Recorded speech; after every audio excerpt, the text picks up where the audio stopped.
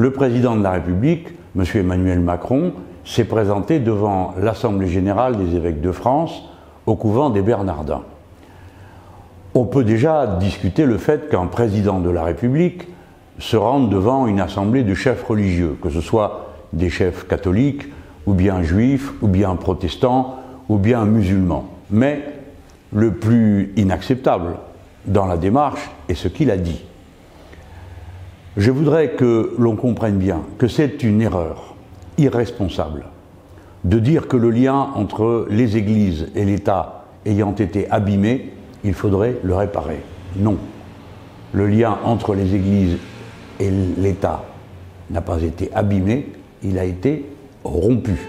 En 1905, nous avons pris la décision que les églises devaient être chez elles et l'État chez lui. Pourquoi faisons-nous cela? Est-ce que cela signifie que, d'une manière ou d'une autre, nous mépriserions ceux qui croient ou que nous aurions quelques querelles inépuisables avec ceux qui représentent les églises? Non, pas du tout. Nous sommes comptables de la paix publique, de la capacité à vivre tous ensemble.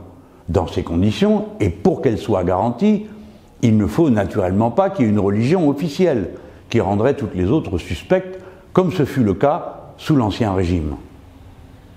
Mais il faut aussi que les églises soient strictement dans leur rôle, qu'elles parlent à leurs ouailles et que celles-ci fassent mûrir dans le secret de leur cœur leurs convictions et ensuite les fassent valoir eux-mêmes individuellement comme citoyens.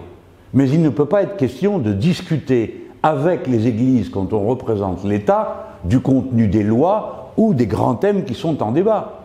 Pourquoi ne peut-on pas avoir cette discussion?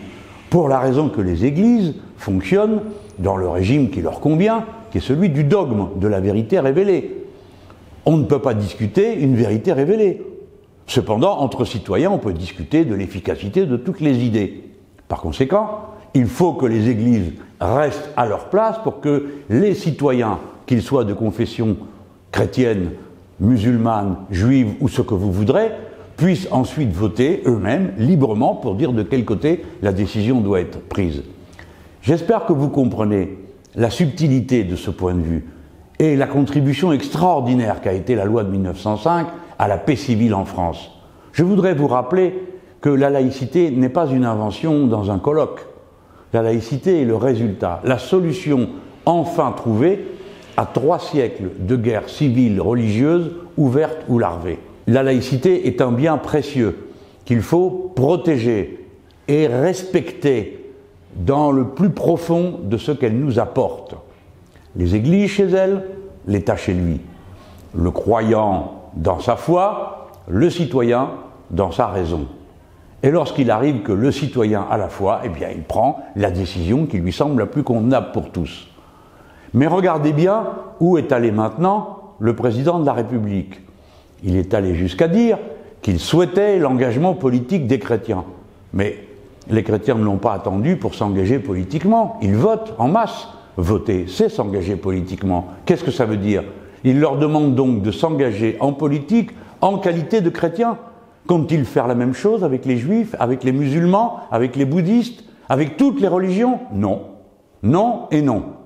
La religion n'a rien à faire dans la politique. C'est l'intérêt de la religion et c'est l'intérêt de la dignité de la politique républicaine.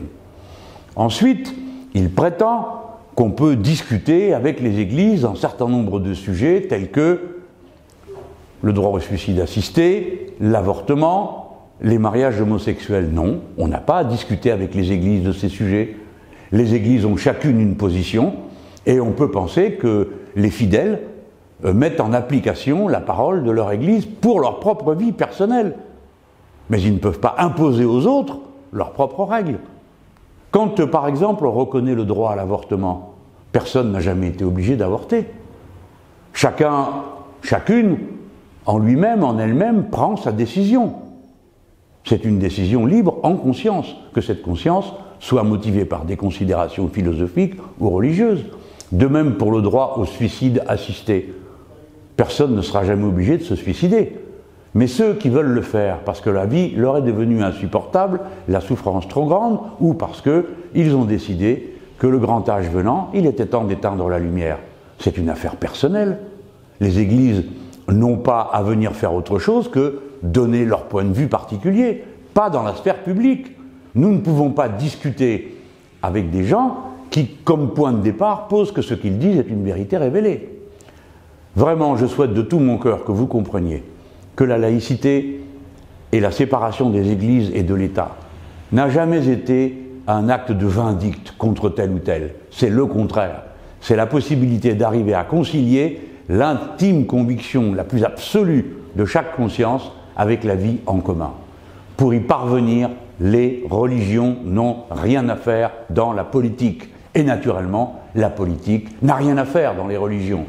Ce n'est pas aux dirigeants politiques d'organiser les religions. On me dit que c'est ce qui a été fait par Napoléon. Ben précisément, Napoléon n'était pas un républicain. Et il a utilisé la religion chrétienne pour se faire sacrer empereur et tout ce qu'on voudra. Tout ça, c'est le passé. Enfin, on ne va pas prendre de tels exemples pour le futur. Plus que jamais, la France doit être le symbole de la laïcité, de la séparation des églises et de l'État. Parce que dans beaucoup de pays, lorsqu'on voit qu'en France, on peut être à la fois un État laïque et avoir chacun pour soi sa propre religion, eh bien, pour des tas de pays, c'est enfin la solution aux problèmes insurmontables que rencontrent ces pays lorsque des religions s'affrontent en son sein. Françaises, Français, vous avez la chance d'être un État républicain laïque. Protégez-le. Je dis aux chefs religieux qu'ils ne doivent pas prendre prétexte des foucades du président de la République pour sortir de leur rôle.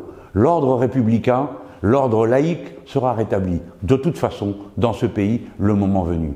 Je dis au chef de l'État que le pays ne lui appartient pas. Il ne lui appartient pas de changer son histoire tout seul dans une rencontre avec des chefs religieux. La France est laïque, la France le restera. C'est à ce prix qu'elle peut être républicaine et notre patrie commune.